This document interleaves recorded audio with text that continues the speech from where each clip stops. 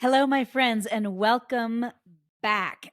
Before we get going on this show, couple of housekeeping items. First of all, if you haven't listened to the interview with Connor Boyack from last week, it is well worth listening to. He has such a brilliant mind and perspective, and it's so good. And for a limited time, he is offering a 40% off discount for the Tuttle Twins series pack of the 13 books, they're so good. Anyway, and so for a limited time, he's offering a 40% off discount to that. And that's in the show notes. So be sure to check the show notes. So there's that. And anyway, fascinating human being, fascinating perspective, well worth your time. Second thing, I wanted to say thank you to those who have reviewed the podcast. I'm not super tech savvy. I'm getting better at technology, but I saw this, and this was from August, I just saw this, and it said, from Brennan Wilkins, as a mom who's going from school to homeschool right now, Janae's podcast is everything my scattered, doubting, excited soul needed. Thank you for putting into words what I'm feeling and encouraging and laying out steps to take. I feel hope. Thank you for sharing that review. There are some other reviews that were so kind. If there is somebody that you know who is trying to leave the school system and they're scared, please share this podcast with them. That's the whole reason I started this, was because when I went through this, it was terrifying. And again, I had some wonderful people helping me who had never put their kids in the system, but I really needed, and they were such great helps to me.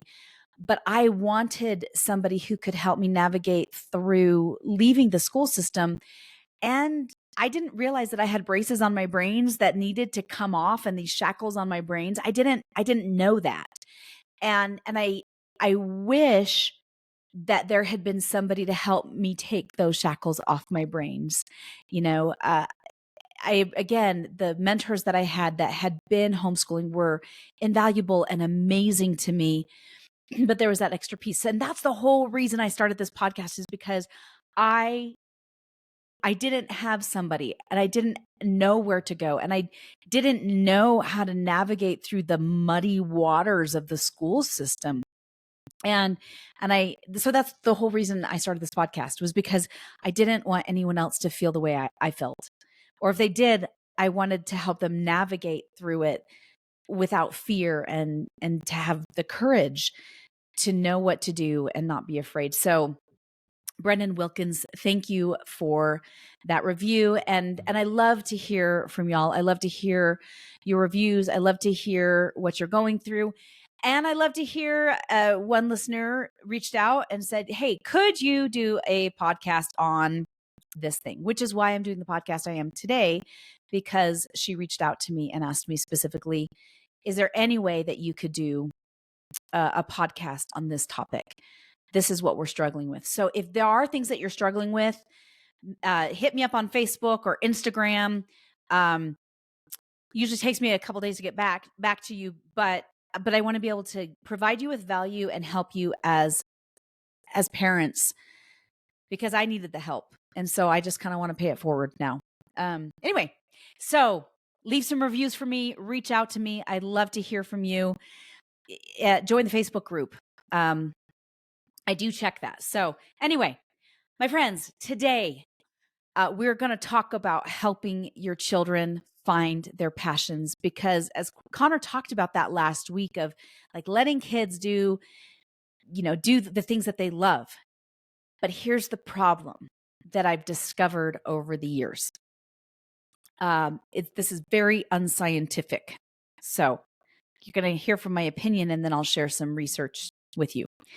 When we first started to homeschool, I learned very quickly that I didn't really know what my kids loved. As a matter of fact, looking back, whenever I had to fill out questionnaires about my kids and they're like, what are the things that your kids love? I immediately went to, let's see, they're good at math. I mean, they like video games. They kind of like to draw, like I had to think about it and think hard. And I was at a loss. And it wasn't until I really delved into homeschooling that I really realized that I didn't know. I mean, really know what my kids' passions and interests were. And I felt bad about it. 8 months till she really discovered like that she loved history and really loved reading. I mean, she liked reading while she was in school, but she didn't love reading. And it took her 8 months to figure that out, which makes sense because she was in 8th grade, like end of 7th grade. She finished up 6th grade. Actually, she started in 7th grade. We started homeschooling her technically. And it took 8 months of deschooling before she started like coming up for air and discovering what she loved a lot. It took Joshua, goodness, he was always an entrepreneur, but he dabbled in all sorts of different stuff. And it took him 8, 9, 10 months before he started really going, hey, I think I'm interested in this. I think I'm interested in that. And the point is it took time.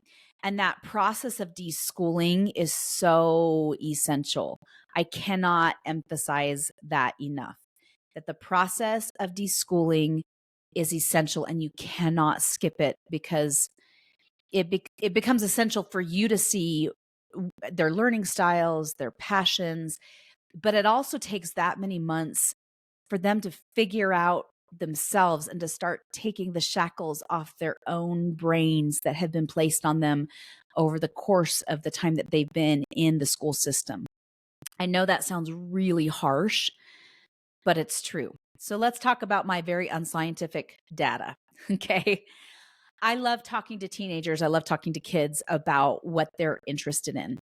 And I started asking this question a while back.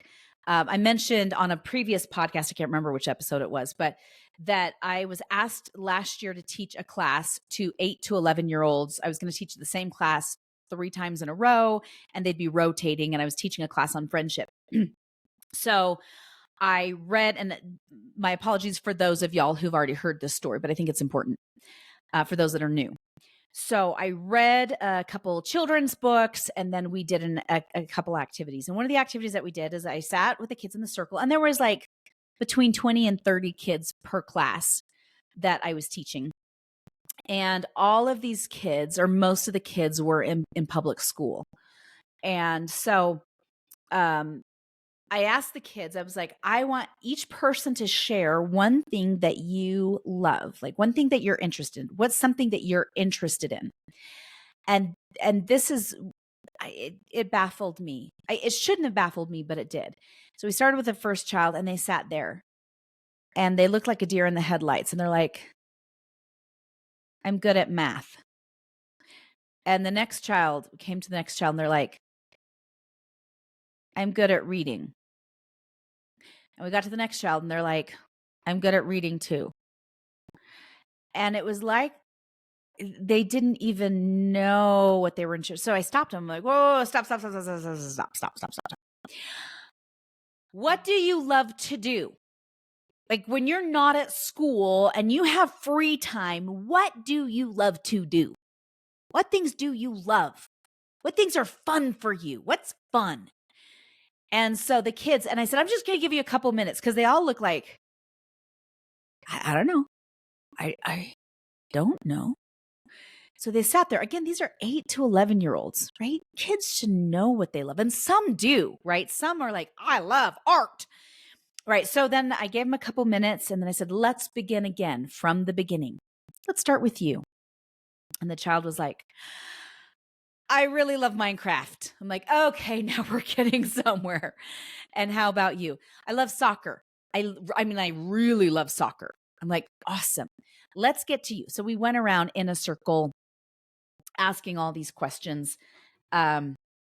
And all the kids started sharing the things that they loved, which incidentally, very, very few of them said math, reading, or science. Now, some of them did. Some of them were like, I really like science a lot. Like, I really think it's really fun. Awesome. That's great. Super fascinating. As I've asked older kids, middle school, high school kids, it takes them longer to figure out what they like a lot longer. There's a few, it's interesting because the ones that struggle in school that I ask and have asked in the past, immediately, like they know right away. I was at the gym. I ran into a couple of my son's friends when he went to public school. They were friends with him. And I was like, hey, how are you guys doing? They're like, good. And I said, I've got a question for you. What do you love? And I know one of them really struggles in school. I'm friends with his mom. I know he struggles in school. We talk about it all the time when I see her. She's called me about it. But I said, hey, kiddo, can I ask you a question? If you weren't in school, what would you do all day, every day? Like what's the thing that you love? And I actually already knew the answer because I know this kid. And he's like, I would play basketball all day, every day. He's like, I want to play professional basketball. I think about it and he's good. I mean, don't get me like this kid is really good at basketball. And I said, really? And he goes, I said, well, how do you feel about school? And he's like, I feel like school gets in the way. I said, yeah. And he's like, yeah, because there's so many boring subjects and I don't care about them, but I do care about basketball. And I said, okay, that's good. And I asked the other kid and the other kid's like, oh, I really love, and I can't remember exactly what he said, but there was another thing that he loved. It wasn't a sport. I think it was like, I really like engineering, and 3D printing. I can't remember exactly, but it's the kids that struggle in school who seem to know more about what they like because when they get home, instead of doing their homework, they do the thing that they like. And they inevitably get in trouble for it, which I find interesting. That a lot of times they get in trouble. Well, my son's not doing his homework. Instead, he wants to play the guitar as soon as he gets home all day. And that, and we think that's bad. And parents think that's bad. But more often than not, especially from the really diligent straight A students, the answer that I get from these kids when I ask them, again, this is totally unscientific. This is me as a mom talking to friends of mine's kids. This is the answer that I get. What do you love? And I see a blank stare, just like the kids that were 8 to 11 years old in those classes that I taught last year. Get a blank stare. I don't really know. I like to hang out with my friends, I guess. I don't really like school. I don't know. And then these kids go to college and then they muddle through and try to pick a major. And then they graduate and they're not entirely sure what they want to do with their lives and they feel lost. And that's the state of our society. For many years, I did hiring on the side. I was hiring. I hired for Fortune 500 companies before I went back to get my teaching certification. And then after I got married, I hired for small businesses. I hired for my husband on the side. And this is prior to homeschooling. And it's interesting because I have done well over 3,000 interviews with people. And one of my favorite questions to ask, and looking back, I think it's so telling about our society and where we are and what our school system has done to kids. The question that I would ask is one of my favorite questions is, if money was no object, what would you do with your time? And half the time people would say, I don't even know what I would do with my time. Like you could feel this fire in them that had burned out, like that they were left with ashes. And the other half the people would say they'd have something that they were passionate about. I remember this one girl was like, I want to be a writer. I want to be a writer so bad I can taste it. And I remember the job that she was applying for that I was interviewing for was an administrative role, an admin, like an administrative assistant. I think it was a receptionist actually. And I said, why on earth are you applying for an administrative role you have a degree in English, you're applying for an administrative assistant role, which is not creative. You're obviously a creative person and you want to be a writer. So why are you applying for this? And she said, because I need the money. And I said, well, what do you do on your spare time? She goes, she's got this big smile and she's like, I write. I write. I really love it. And I said, my friend, I'm going to tell you something. You should probably start looking for jobs in that field. Now, I'm not discounting you applying for this job, but why aren't you? It bothered me as a human being. I was like, you, and that mama in me was like, why are you applying for this when your heart is somewhere else? And she just needed the money. Like that was it. And I told her, I was like, why don't you write? Like work in a job where you can write or be an editor or something that would give you the flexibility to do what you love. Anyway, thinking about all those interviews, all those years and hearing people most of the time not even know what they love and the other half having something that they love, but they didn't get their degree in it or they just needed the money to pay off their student loans. Like it is sad.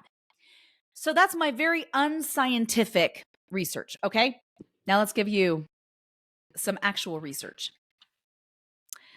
This is from the author Barking Up the Wrong Tree by Eric Baker. And he quotes a lot from William Damon, and he's a professor at Stanford, and he's director of the Stanford Center on Adolescence. And William Damon wrote a book, The Path to Purpose, Helping Our Children Find Their Calling in Life. And we're going to talk about Professor Damon's research.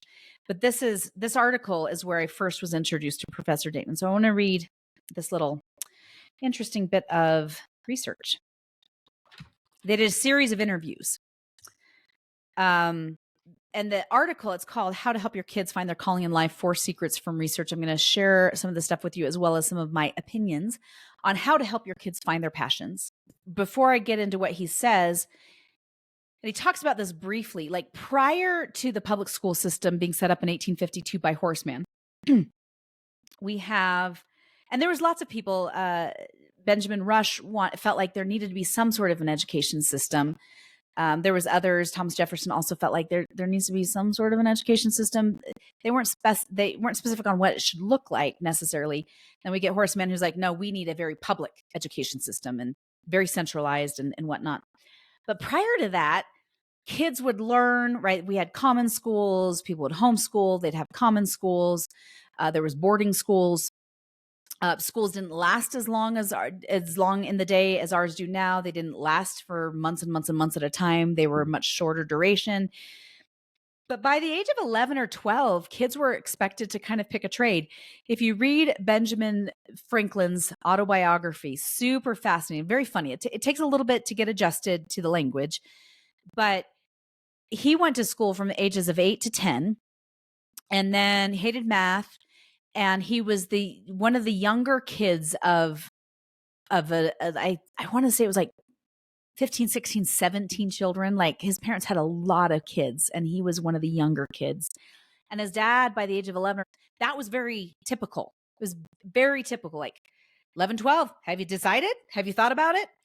By the time he's like a little bit older, 12, 13, I might be getting this wrong. I didn't pull up the book before my apologies. I didn't look in the book before I started the podcast. I've read the book, but it's been a little while. By the time he's like 11, 12, 13, his dad's like, you know what? You're taking too long. You are going to become a printer's apprentice with your older brother. And he's like, okay. And that's what they would do. Like they would let them think about what they wanted to do. And then they would find a mentor for them to learn that thing. But Benjamin Franklin didn't exactly know what he wanted to do. So his dad is like, okay, then you are doing this. By the age of 16, he gets mad at his brother, doesn't like his brother telling him what to do, and leaves and goes to a different city so he can find another printer that he can apprentice under to learn the printing trade. But that was like by the age of 11 or 12, like they were expected, like you better darn well be thinking about that what you want to do. It was a much simpler way of doing things, albeit not easier per se, but simpler, and then they would do that thing and they would go into that trade or whatnot, or the law or whatever. In Benjamin Franklin's case, becoming a printer's apprentice, and a printer opened other doors for him, ends up becoming one of the first millionaires that the America sees, comes from humble beginnings and then becomes world renowned. Today, that's not what happens. So let's go ahead. And this is from Barking Up the Wrong Tree by Eric Baker. I'm going to quote this. And it's a little bit of a long quote, but I feel like it's important. In our interviews, and this is quote, in our interviews and surveys, only about 1 in 5 young people in the 12 to 22 year age range express a clear vision of where they want to go, what they want to accomplish in life, and why. The largest portion of those we interviewed, almost 60%, may have engaged in some sort of potentially purposeful activities, or they may have developed some vague aspirations, but they do not have any real commitment to such activities or any realistic plans for pursuing their aspirations. The remaining portion of today's youth population, almost a quarter of those we interviewed in our first of our studies, express no aspirations at all. In some cases, they claim that they see no point in acquiring any. Parents try to help, but their suggestions are relatively short-term solutions, usually just further increasing the dizzying number of opportunities. All tactics, no strategy. Get good grades? Why? To get into a good college. Why? To get a good job. Why? So you don't starve. Everything leads to don't starve. Your purpose in life is not to be poor. All defense, no offense. We push kids to do so many things to get into college, but give them no idea what they should do once they're there. We act like purpose is the easy part, like limitless options make things simpler. And it takes about 0.2 seconds of reflection on our own lives to realize how untrue it is. But what if a kid had a goal and then went to college with that purpose in mind, taking classes to prepare themselves for achieving it, saying, here's what I need to do in order to fulfill my dream? That sounds like a much better plan. Instead, we say, get the degree and you'll figure out why later. But they don't.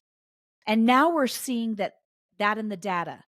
They're not joining adult life. They're delaying being a spouse, a parent, a citizen, or a worker. And often after graduating college, they just return home better educated, but no more certain about what they want to do with their life. From Path to Purpose, HERA cites a survey of American college students from 2000 to 2006, showing that almost 2/3 of the graduates moved home after college, and over half of these stayed for more than 1 year. Others drop out, jump from career to career, or end up notably underemployed. This is tough on the world, but more importantly, it's tough on kids, making happiness and success far harder to achieve. We push kids to answer, what do you want to major in? But not, what kind of person do you want to become?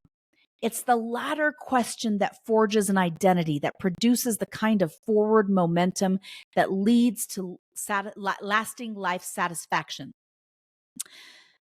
Interesting, unquote there, which I think is fascinating, because I think if we were to do that study today, the numbers and the percentages would be much higher, right? He goes on, and I think this is important. Many young people today are drifting, full of self-doubt and anxiety, and ironically, it's often the kids with straight A's who are the most gravely afflicted. This is not the happy life their parents wish for them. It's a countdown clock to a midlife crisis, or a midlife crisis that starts early and never ends. All right, so he goes on and he gives some solutions. And this is where he gets into the work of William Damon. And these are the 4 solutions. And then I'm going to offer 2 more to helping our kids. The first thing is that kids need to see that they are born with a purpose. They talk briefly about this in the book, and this is a different author, by Stephen Pressler, The War of Art. he talks about that every person has a purpose in life. And part of our job is to help our children find that purpose. What is their purpose? What is their calling? What is their mission? I had the opportunity to do some work with the Arbinger Institute and to do some certification with the Arbinger Institute. And it's fascinating. And I also did some work with the Anasazi Foundation out of Mesa, Arizona. And both institutions talk about how in every child there is a seed of greatness. And as parents, we have to see that seed of greatness and then help the child realize that there is this beautiful plant within them yearning to grow. And we have to see that within our kids. And we have to help bring that out. So these are the 4 things that he talks about. First of all, we need to help them get on their path of purpose and help them realize that they have a purpose in this life that they need to fulfill. And then these are the 4 steps that he says to take. And we'll go into these because I want to share some more quotes. Number 1, he says to fan the flames. As a parent, you're the follower, not the leader. You're the cheerleader, not the quarterback. You want to present possibilities. You want to listen, and you want to encourage. The second thing is convey the meaning you get from your work. You don't want the only thing they hear to be daddy and mommy live lives of Scythian torment in exchange for green rectangles. Number 3, you want to introduce them to mentors. You don't have to be Yoda. You just have to help them find Yoda. And then number 4, encourage an entrepreneurial attitude. As long as they have parental supervision, nudge them closer to a default of let's test it and see what happens. Okay. And then I'm going to offer a couple more things that we need to do. Okay. So this is what he says. Help them find a quest. Help them realize, and by asking questions of them. Questions such as, get to this. What's most important to you in life? Why do you care about those things? What does it mean to have a good life? What does it mean to be a good person? Asking questions like, what are some of the things that you're interested in? What are some of the things that you might be interested in? I love one of my favorite, she's actually one of my coaches. One of my favorite coaches is Nicole Shiffler. She's actually going to be on the program here in a few weeks. And she says, this is what she says. Oops, let me pull it up. What lights up your child? Gardening, baking, building, engineering, literature, crafting, researching, drawing, collecting stamps. This is again from Nicole Shiffler. Start where your child is and get really good at being a simple mentor to them. No, you don't have to go out and buy a fancy and potentially boring curriculum or immediately sign them up for a class. Just see what excites your child and find new things to support that interest. A library book, real art supplies or tools, a tutorial online, a friend that can teach your child more about the field, etc. Often, if a child isn't thriving, it's because they feel bombarded and stressed over too many adult-run expectations. The teacher's expectations during school, the parents' expectations over homework, keeping up with the busy after-school schedule, and so on. Let your child be a child. Please let them have hours to discover what lights them up.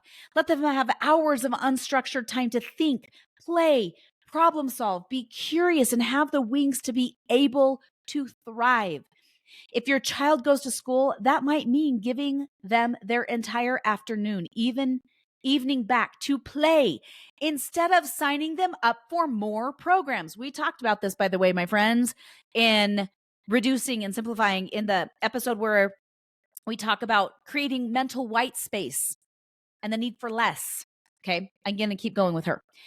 Quote, if you homeschool, that might mean avoiding the temptation to copy public school at home and feel the pressure to teach your child every subject daily, and instead giving your child their afternoon, evening back for personal learning and growth. Thriving is a personal matter. Give your kids more autonomy in their day and in their life, which can be terrifying. So you're going to help your child discover that they have a purpose. And we're going to, number one, start by fanning the flames. Okay. Fanning the flames. Getting them to do chores is hard enough. I'm back to Eric Baker. He says, getting them to do their chores is hard enough, but getting them to follow through on your vision of their life's purpose, oh, good luck with that one. Let me know how it works for you. I love comedy.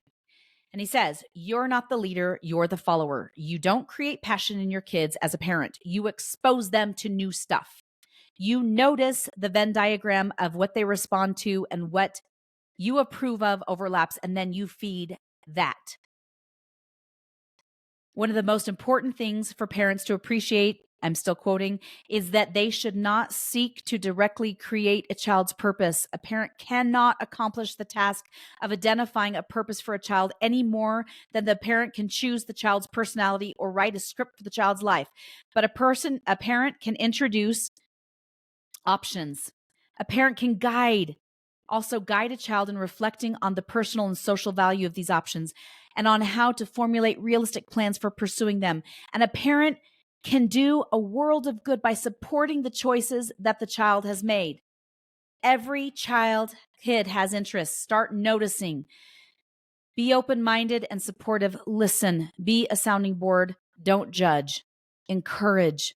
Fan the flame.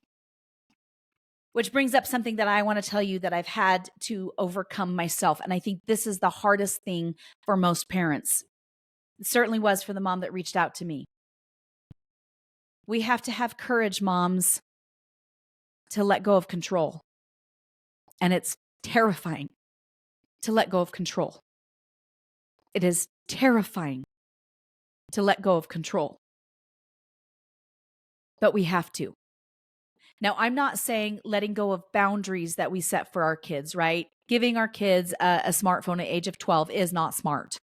Shoot, for some teenagers at 16, it's not a smart thing. I'm not saying let go of boundaries, but I am saying let go of control of certain things, namely with what your kids love to do. Something that I've had to come to grips with over the last several months is that I have a very headstrong 16-year-old. He is a great kid. He is a kind kid, and he has always been kind.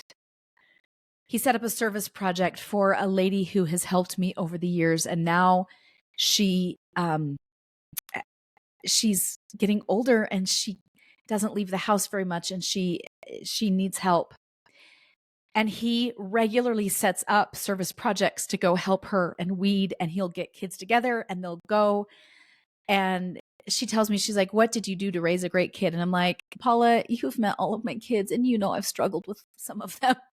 He just came this way. He's just naturally he just naturally is good. All my kids are good. But some of them, my older kids we had hard growing up teenage years. They're great adults, but man, the teenagers were tough.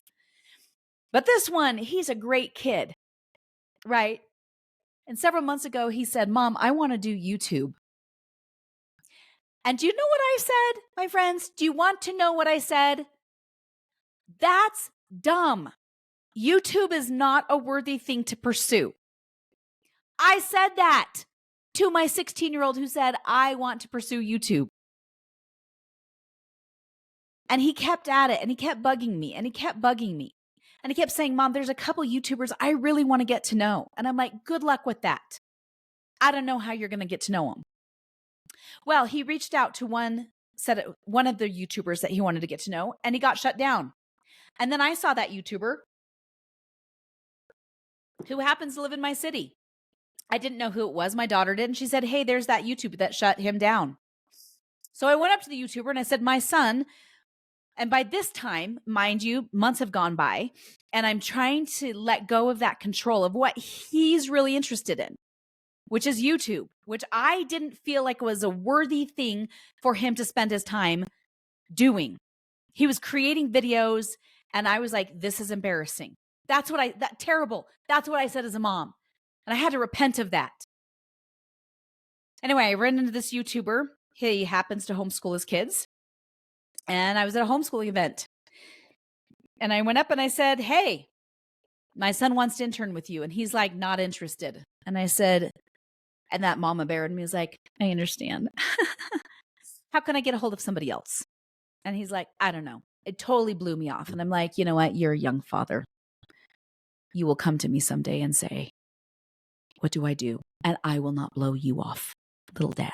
Anyway, that was the pride in me.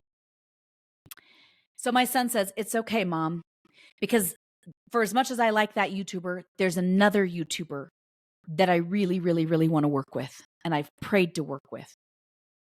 And I said, good luck, son. He's like, I want him to mentor me and teach me. I've been reading all the books I need to on YouTube. I've been reading this, like all the things that I need to study about YouTube analytics. I've been studying. So lo and behold, one day he meets the YouTuber that he really, really wants to mentor with at the car wash. And he calls me from the car wash and he's like, Mom, I'm at the car wash. And I'm like, great, kiddo. And he said, Mom, this YouTuber is at the car wash. And I'm like, oh, did you talk to him? He goes, Mom, I'm going to lunch with him right now. I'm like, what? And he's like, I told him that I really want to do YouTube, that I've watched his videos, that I love his purpose. And I feel like I'm supposed to better the world through YouTube. I've told you that a million times, Mom. I'm like, yes, you have. But I've told you I don't think YouTube is worthy. And he goes, I know you've said that. I know. But I believe I can have an influence on people in this world through YouTube. I don't exactly know how or why, but I feel this inside of me and I want to follow it. And here this kid is telling me like God is putting this in his heart. And I am like, no, right? He's like, I talked to the YouTuber. He's taking me to lunch. My friends, last week, he started the internship with that YouTuber. And I cried. For two reasons. I cried out of joy for my son. And I cried out of sorrow for me because as a mom, I was stifling him because of my own fear and my own expectations of what his future should look like and what societal expectations of what he should do. I cannot tell you how many people have told this kid that he better go back to college or his life will suck. And my child, who has more confidence than anyone I've ever met, has looked at them and said, yeah, no, thanks. I think it's a waste of time. I don't want to do what everyone else tells me to do because they want me to do it. But I appreciate your sentiment, right? He's such a good kid, but man, he has strong opinions. This morning, I met with the same child and he is helping me with my YouTube analytics, which I think I mentioned last week. Or a couple of weeks ago. He's the one I'm starting to move my podcast to YouTube as well, which is scary for me. And he's the one who's helping me, along with my 21-year-old who's discovered he loves online marketing and doesn't want to go to college, of which I was mad about. But he's like, why would I spend the money, Mom, when I know that I want to do online marketing and it's what I'm really good at? So guess who's helping me, my friends? Those two kids. Because I finally let go of control. Even though it is so scary to let go of control. My 11-year-old, my quiet, sweet little 11-year-old, who I dreamed someday would be like a great scientist and discover the cure to cancer, has told me, and I've mentioned this, Mom, all I want to do is animation. I want to do simple animation. I really love animation. He will spend, and I've gotten to the point that I'm okay letting go of control enough that I will let him spend 6 hours working on Adobe Animate, which I purchased. I actually purchased it for business, and he's the one using it. I mean, we use it in our business too, but we bought Creative Cloud. We bought the subscription. It's like $400. He uses it every single day. My son, Joshua, the 16-year-old, uses Premiere Pro every single day. It's hard. It's a hard program, and he figured out how to use it himself. All by himself, because he's like, I want to do this thing and I'm going to do it and I'm going to get good at it, but I have to start from somewhere. I've got to learn how to use the program, right? My 11-year-old, Adobe Animate. He goes in, uses Adobe Animate every single day. He will spend hours. And I have to be honest, his animations are not good right now. But he told me yesterday, he goes, Mom, someday I will be a great animator. somebody asked him, they're like, what do you like to do? And he said, I'm a professional. He said, I'm a professional animator. I have a YouTube channel. I'm about to put up my first animation series. It's not good. It's terrible. But honestly, I believe that someday he will be a great animator because it's in his heart and he's got the time and the space to work on that. And it is getting better. Like looking at the frames, I'm like, oh, you're actually getting better at this, right? A lot better. And his siblings give him advice. They're like, change that. That I don't really, can you fix that? And I'm sitting here, but it has taken me all this time to let go of my preconceived ideas of what they should do to what do they want to do? How do they want to make the world better? And I asked them, I'm like, how is this going to make the world a better place? And my 11-year-old's like, because it brings people joy. It's funny. My animations are funny. They're good. And I'm like, okay, can I argue with that? And some of you might disagree and be like, no, they need to go to college and do whatever. But guess what? They're not your kids. They're my kids. And my future, like what I want for their future is really not my choice. It's their lives. It's their choice what they want to do. But I've had to let go of control and it has been terrifying. And at the same time, I don't have to tell my 16-year-old what to do, minus chores. Because I'm like, here's your list of chores. He's like, not a problem. I'll knock them out really quick. What else do you need my help with? Do you need me running any errands? In the meantime, here's my breakdown for today. He literally yesterday morning, he's like, if you need me to do anything, please let me know quickly because I have 50 loaves of Jimmy John bread that I've been working on this YouTube video yesterday and today. And this is yesterday morning that I've got to run to the food bank because that's part of my videos. I wanted to make sure that we're feeding the homeless. Runs it to the food bank yesterday morning. 50 loaves of bread. They were delighted. He couldn't record them. They're like, we can't be recorded, but thank you. He had called Thursday afternoon and said, hey, I've got this bread that I've just collected. When can I bring it? They said, bring it first thing in the morning. We can use it for breakfast the next morning. And he did, right? That's kind of awesome. And yet I almost stifled that. Okay.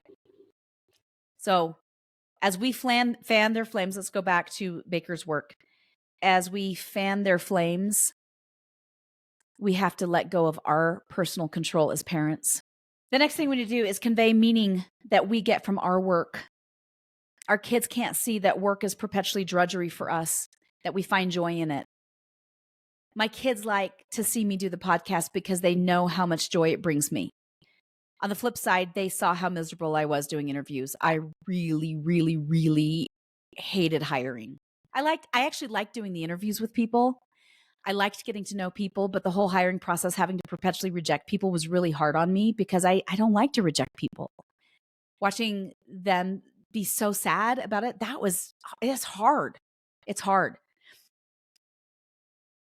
And when I started podcasting and I was helping and get to help families, like my kids see that in me, and my kids have expressed that they appreciate that I'm doing something that I enjoy, and they like to see that as their kids. And I didn't realize that they noticed or that it affected them. So as we do our work, we need to show and express that we find purpose in our work. And maybe if we don't find purpose in our work, then we need to change what we're doing. In May, I made that decision. I told my husband, I am never hiring again. I can't do it anymore. I'm never hiring for another small business again. I can't do it anymore. I just want to help families leave the school system that need help. That's what I want to do. And I think I want to start a podcast. I'd been thinking about it for a while. My kids were the ones who encouraged me the most. My husband's like, you do what you need to do. I support you. And then my kids saw that. Baker says, talk to your kids about the purpose and meaning you get from your job. Children need to understand what it is you do and that it fulfills a personal sense of purpose, not just pay the bills. What makes you feel good about your job? What gives you pride in what you do? Again, you don't have to be curing cancer. How does what you do in some way, some very small way, make the world a better place, contribute to the common good, or just make someone else happy? And I have an 11-year-old who said, I want to bring people joy through my little animations, even though they're simple. Okay. Number 3, introduce them to mentors. Unfortunately, it took my son reaching out himself, and he had reached out to the mentor that he's working with right now on YouTube. He had reached out to him multiple times. He had emailed. He talked to people who might know him. He knew he was in our city, so that helped. But he had to find the mentor himself, and I, as a parent, didn't help him there. And looking back, I wish I would have been more supportive in that regard. And in some cases, especially when they're young, helping them find mentors can be tricky, but we can do that. That's something that we can offer. If our children are interested in becoming a pilot, we can find somebody who is a pilot to help them, or sign them up for Civil Air Patrol, or we have Falcon Aero Labs in Colorado Springs, and actually it's throughout the country, where they learn about aviation. Or if your child is interested in art, finding them really good art classes, or starting them with online tutorials and getting them good art supplies, not the crappy ones that you buy at the big box stores, like finding them really good art supplies. My daughter loves art. She's really funny because she's like, Mom, I haven't found my purpose yet, and I'm not sure what I'm interested in. Again, this is the one who loves U.S. history, who spends hours reading, and she also loves very stylized manga art, which is kind of like anime. It's kind of sort of like anime. She'll spend hours doing it. So she says this to me the other day. She's like, I'm not sure what I love. I'm not sure what I'm interested in. Jacob and Joshua have found what they love, and I'm not sure what I love. And I said, well, you have to figure that out yourself. She was like, yeah, it's true. Well, I've got to go up and finish my drawing. I've been working really hard on it, and it's looking really good. And I'm like, Katie, oh my gosh. Hello, you've spent hours on that drawing. She's creating a costume for Halloween, right? And it's beautiful. And then we went out and we went to the thrift store and bought some pieces that could go, and we're going to alter it. And she's going to recreate that. And yet here she's like, I don't know what I'm interested in. I'm going to go back in my room and keep drawing. And she has, for Christmas, we got her Prismacolor colored pencils and markers. And she spends hours drawing. And sometimes they don't realize it. And I was like, Katie, do you hear yourself? You love drawing. You love art, right? It might be that your daughter really wants to be a hairdresser. And so you set them up with a really good hairdresser and say, hey, can she mentor you for a day? My sister actually did that with my niece. She went and she said, okay, I set you up with my hairdresser. She said you can shadow her all day. She loved it. She loved it. In her state, she has to have at least a GED in order to become a hairdresser, and they don't take parental diplomas in that particular state. So my niece is working on her GED, and then she's going to hair school. She loved it. And that hairdresser may become a mentor to her. Right? So we can provide mentorships for our children. We don't have to be the mentor necessarily. Like, we're the parent. We're always going to mentor our children in that regard. But as far as like technical stuff, they love 3D printing. Okay, set them up with an orthodontist who uses a 3D printer and let them work with that person, or whatever. We can find mentorships for them.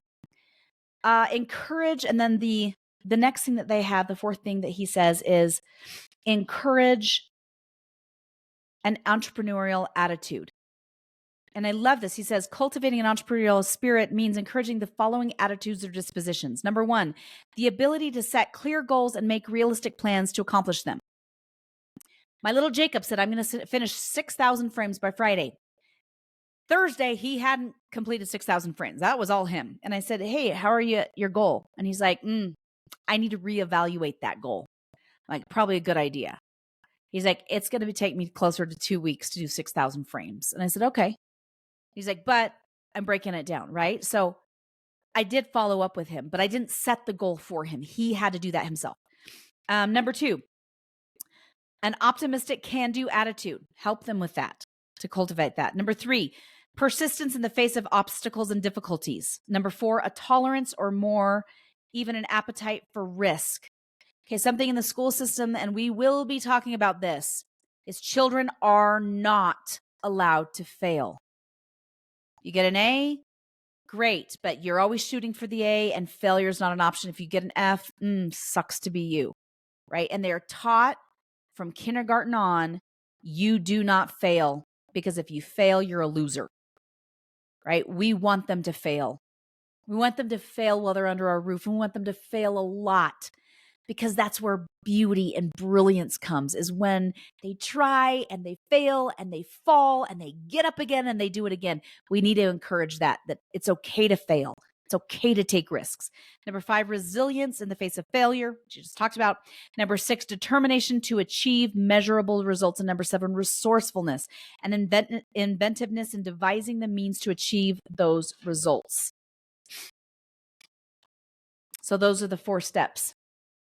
Now, I want to add a couple of things. You're going to have to give them time, which Nicole Shiffler talked about in her Instagram post that I read to you. And it's Nicole.Shiffler if you're interested in looking her up on Instagram.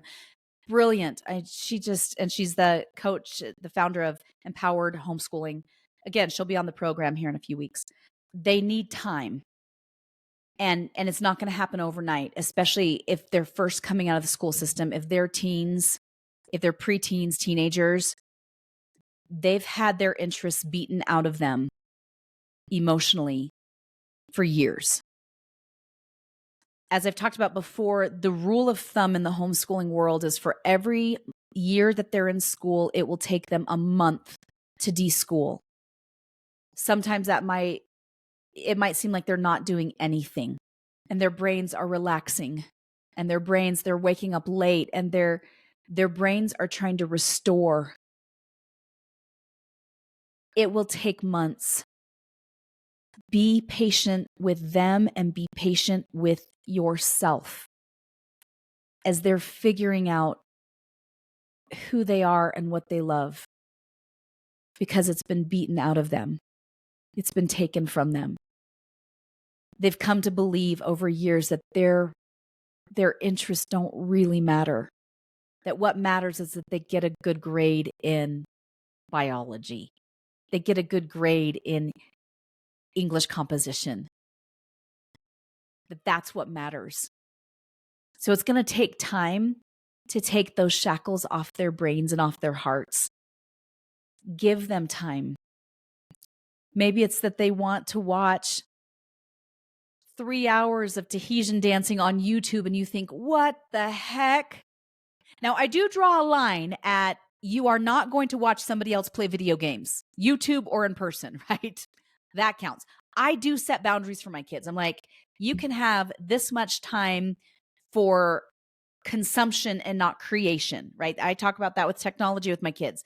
Technology can be used to create or can be used to be a consumer. We don't want to be just consumers. It's okay to consume sometimes, but I'm going to set boundaries with how much you're allowed to be a consumer. But my sister has a daughter, and I brought up Tahitian dancing because my sister has a daughter who dances Tahitian. Now, if you don't know what that is, my nieces are part Polynesian.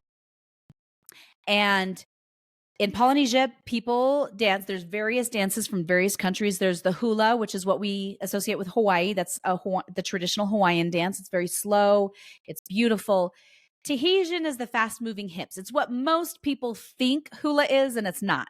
Tahitian is when they move their hips really, really fast. That's Tahitian dancing. My 13-year-old niece is a phenomenal Tahitian dancer. She's been taking lessons for years. She loves Polynesian dance. She just went to her first competition, won first place. Okay, she's phenomenal.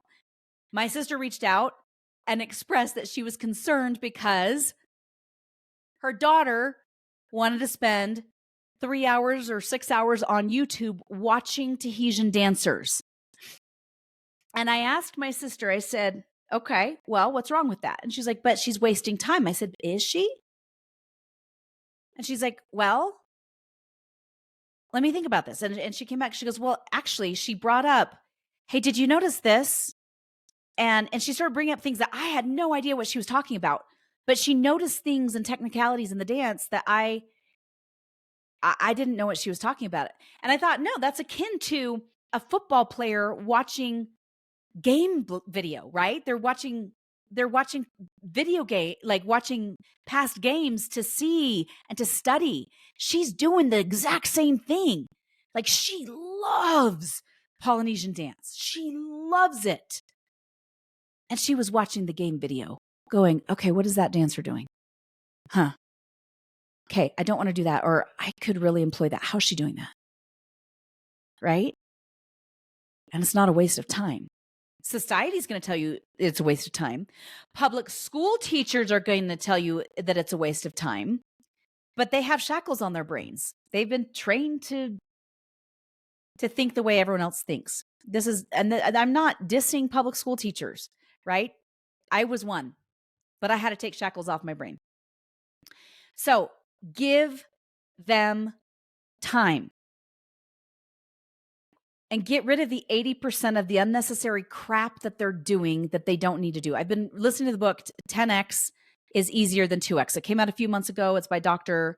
Benjamin Hardy and Dan Sullivan.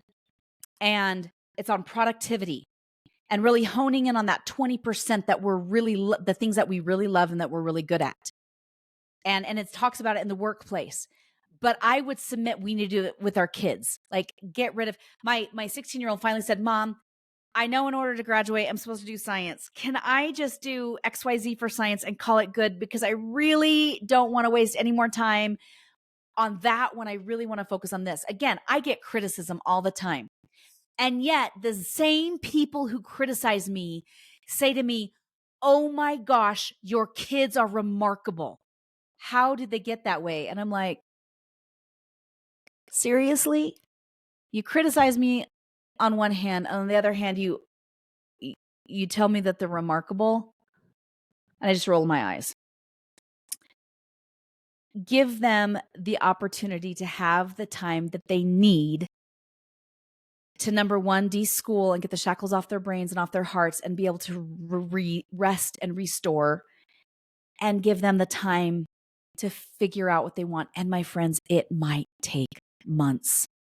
And I know inside as moms, we go, oh my gosh, and let go of control. Take a deep breath and let go of control. Because when they start taking the reins of their own interests and they take over that autonomy, it's beautiful. Again, you can still set boundaries for things. That's totally cool. You're the parent. You can do that. But beauty comes when they have the time and the space and the energy to work on the things that they love. That's why, again, they do limited math. Jacob does math every day because he loves algebra. So I got him. He's like, I want a curriculum. He does it. My kids do limited math. They do a little bit of writing. They read. And then they have time to pursue. Because, by the way, if they can read and write, and I can teach them how to find the resources that they need to solve problems, they're good to go in the world. They really are. One other little comment. My son, I've mentioned this many times, has stowed away to high schools a few times and just gone in and gone to school for the day. In one occasion, he went to a calculus class a couple of weeks ago with his friend. It was his friend's birthday. He wanted to spend the day with him, but his friend had school. So he's like, I'll come to calculus with you. And he's like, cool. So he did. And my son said, Mom, he got home. He didn't want to go to any more classes. He told his friend, I'm not going to go to any more classes with you, but after maybe I could come grab lunch with you or something. So he comes home and I was like, how was calculus? And he's like, I don't know how these kids do it. I don't know how I did it when I was in school. They have no time to think or explore what they really love. They have no time to dream. He said, and why is it that high school graduations, they talk about following their dreams, and yet they don't even know what their dreams are? It doesn't make any sense to me. I think it's all garbage. I'm like, I think you're right. And I agree with you. Rome was not built in a day. Give them time. Give them time. One last thought. And this is for off topic, but on topic. as your kids are deschooling, and even after the deschooling and they start to pursue their passions, people are going to ask them what they're learning in school. Don't be discouraged if they tell everybody nothing, okay? I hear this all the time from from homeschool parents where they're like, even the ones who do like all these curriculums, they'll ask the kids, like, what did you do today? And the kids are like, nothing. Like, we went to an aquarium last year on a field trip, right? I try to expose my kids when they're young.